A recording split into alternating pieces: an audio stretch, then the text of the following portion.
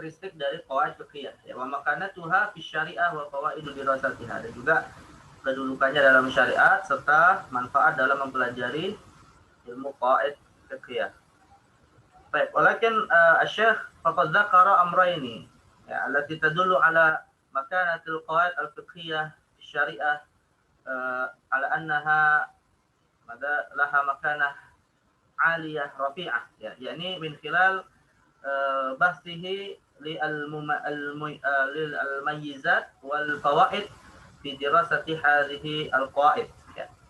Baik, al-awwal ma hiya mayyizat al-qawaid al-fiqhiyah. Apa karakter atau keistimewaan dari qawaid fiqhiyah? Hunaka adadun min al-mayyizat li hadhihi al-qawaid, minha awalan al-kasrah. Al-mayyizatul ula min al-qawaid al-fiqhiyah al-kasrah. Ini adaduhu atau adadu al-qawaid adaduha katsiratun jiddan wa hiya aktsar min al-qawaid al-usuliyah wa baqiyatul qawaid asy-syar'iyyah. Ya, jadi kaidah fikih ini memiliki jumlah yang cukup banyak ya, melebihi tentu lebih banyak daripada qawaid usuliyah atau nazariyat fiqhiyah yang sudah kita bahas sebelumnya ya. Mada qala Syekh Muhammad Siddiq Al-Burnu min khilali hadhihi al-mayyizat ya. Haitsu annahu naqala qaul al-Imam Shihabuddin Al-Qarafi ya. Shihabuddin Al-Qarafi sahibul ashbah wan nadhair fi madhhabil Imam Malik ya. Imam Al-Qarafi termasuk seorang ulama dalam mazhab Maliki yang memiliki kitab qawaid fiqhiyah ya. Beliau mengatakan innal qawaid laysat mustaw'ibah fi usulil fiqhi bal lisyariah. Laysat mustaw'ibah fi usulil fiqhi bal lisyariah qawaidu katsiratun jiddan 'inda a'immatil fatwa wal fuqaha la tujadu fi kutubi usulil fiqhi aslan. Jadi Imam Al-Qarafi dalam pernyataan ini menegaskan bahwa qawaid terkait dengan hukum syariat ya, kaidah-kaidah terkait dengan hukum-hukum fikih itu tidak hanya tercakup dalam mustaw'ibah fi usulil fiqhi. Ya, faka'annahu yushir ala anna al-qawaid al-usuliyah hiya al-qawaid allati zaharat awalan qabla al-qawaid al-fiqhiyah. Wa hadha sahih lianna ilma usul al-fiqh ya muqaddamun fi fi wad'ihi wa siyaghatihi binisbati li ilmi al-qawaid al-fiqhiyah. Jadi di satu sisi Imam Al-Qarafi ini menegaskan bahwa ilmu usul fikih itu mengisyaratkan ya, dan pernyataannya ini sebagai ilmu yang awalnya muncul kemunculannya itu lebih awal daripada ilmu qawaid fiqhiyah ya. Ya karena secara marotib, secara hierarki juga jelas bahwa fikih itu munculnya sebenarnya setelah usul fikih gitu ya. Maka ilmu usul fikih lebih awal muncul daripada ilmu fikih. Walakin bijani bidzalika annahu dzakara anna al-qawaid al-mawjuda fi ilmi usul al-fiqh laysat hiya al-qawaid fahasab binisbati lisyariah ya. Tapi beliau juga menegaskan bahwa kaidah-kaidah dalam masalah hukum syariat ya, bukan masalah akidah atau masalah akhlak, itu tidak hanya juga terbatas pada kaidah-kaidah yang ada dalam ilmu usul fikih yang kita kenal dengan nama al-qawaid al-usuliyah gitu. Tetapi beliau menegaskan bahwa kaidah ini pun sangat banyak sekali dan terdapat di dalam inda'immatil fatwa wal fuqaha ya, terdapat dalam hasil ijtihad dari para ulama yang berfatwa ya, dan juga terdapat dalam kitab-kitab fikih. Jadi la tujadu fi kutubil fiqh fi kutubi usul fikih aslan, bahkan tidak ada atau bisa jadi ada kaidah yang itu tidak terdapat di dalam ilmu usul fikih. Nah, ini juga mengisyaratkan ya ikhwan, nanti insyaallah akan kita bahas pada mukadimah yang berikutnya terkait dengan bisakah kaidah fikih itu dijadikan sebagai dalil ya, atau kaidah fikih itu istadalla bihi ulama fi tahsil hukmin syar'iyyin binisbati lin-nazilah al-mustajiddah. Nanti ada persoalan terkait dengan bisakah kaidah fikih itu dijadikan dalil ya dalam masalah-masalah fikih yang baru ya, dalam masalah-masalah hukum perbuatan manusia yang tidak ditemukan fatwanya pada kitab-kitab fikih klasik. Nah itu. Nah, jadi isyaratnya kepada banyak hal ya pernyataan Imam Al-Qarafi ini ya. Tapi yang menjadi syahid adalah pernyataan beliau bahwa bal lisyariah qawaidu katsiratun jiddan. Ya, bahwa kaidah dalam ilmu syariat itu sangat banyak, tidak hanya dibatasi dalam ilmu usul fikih ya.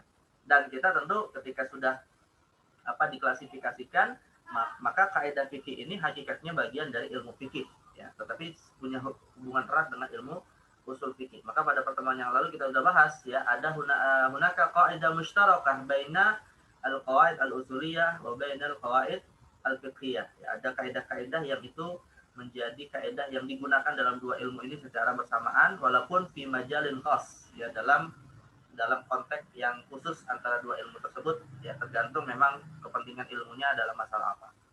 Baik, dan min mayyizat al-qawaid al-fiqhiyah kasratuha. Al-mayyizah at-thaniyah al-ijaz. Yani alfazuha mujazah. Ya, alfazu hadhihi al-qawaid mujazah qasirah, ya, walakin laha ma'ani 'amiqah jalilah wa katsirah, ya.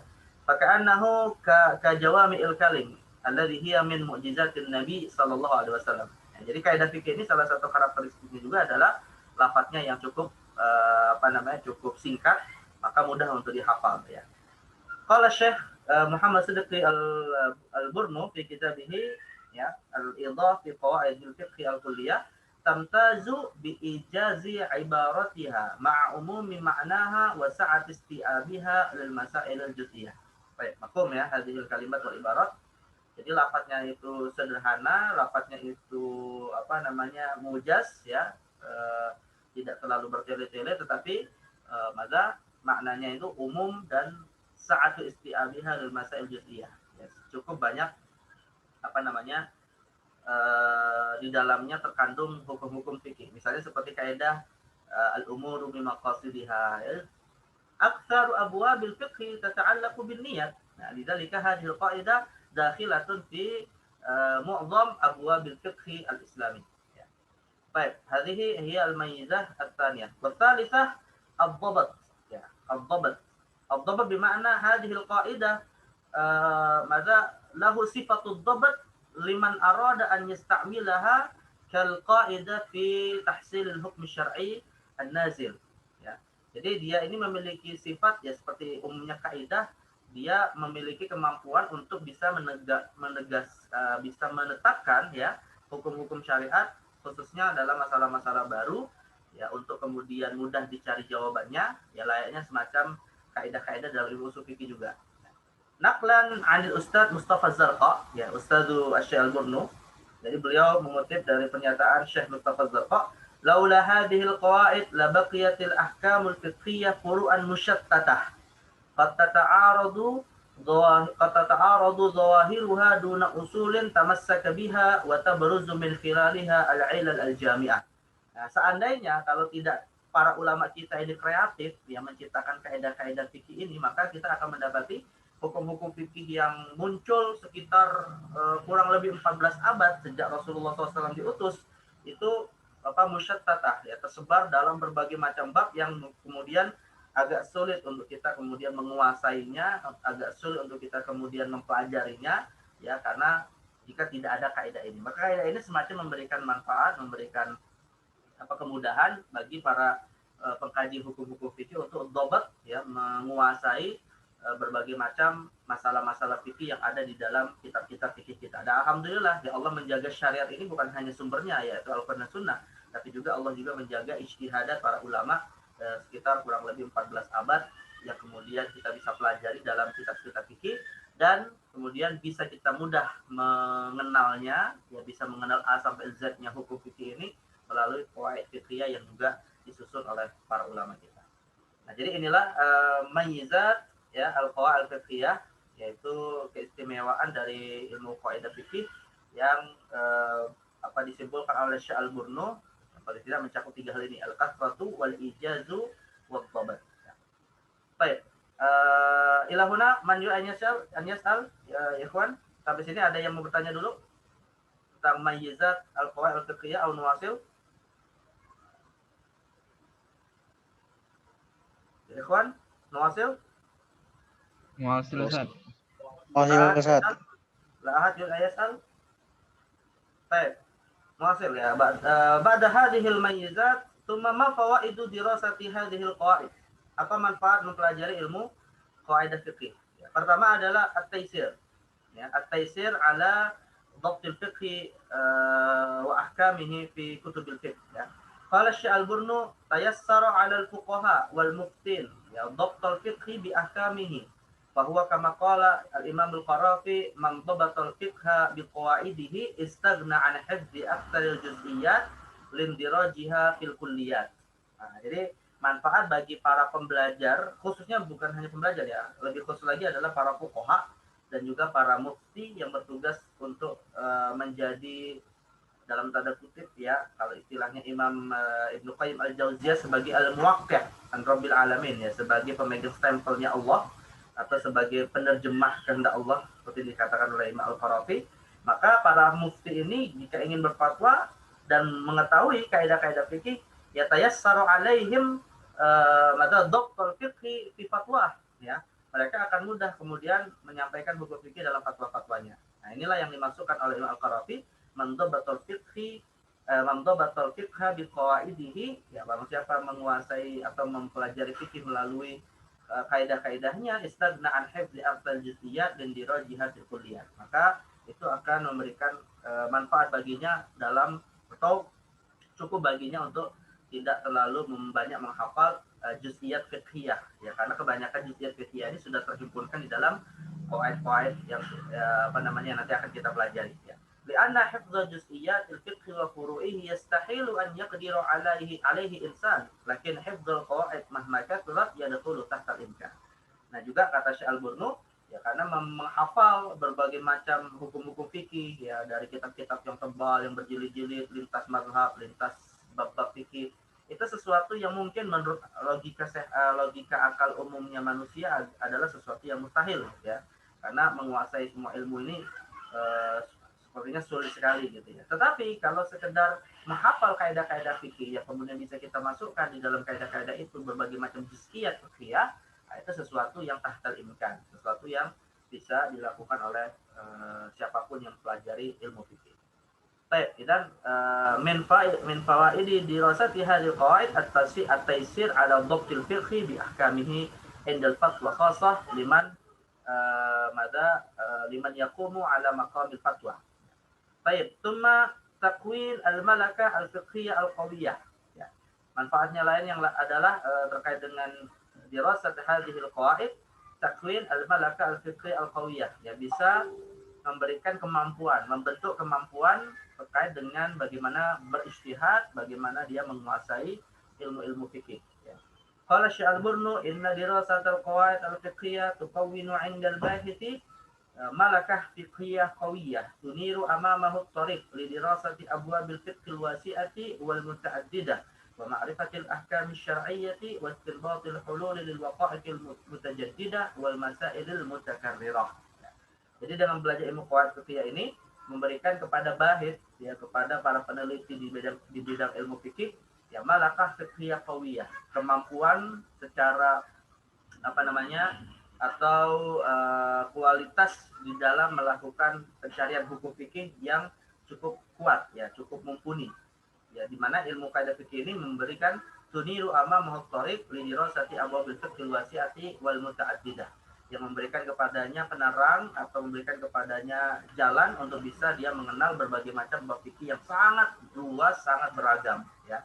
Bahkan bukan itu saja ya, termasuk dalam hal ini istinbatul hulul lil waqa'i' al-mutajaddidah wal masail mutakarrirah, juga dalam rangka melakukan istinbatul ahkam, ijtihad untuk mencari jawaban atas masalah-masalah yang baru atau masalah yang terulang tapi karena berbeda tempat dan waktu jadi seakan-akan dia berbeda gitu. Tapi padahal bisa saja dilakukan proses ilhaq atau proses qiyas kepada masalah-masalah yang sudah ada untuk hal-hal baru yang muncul.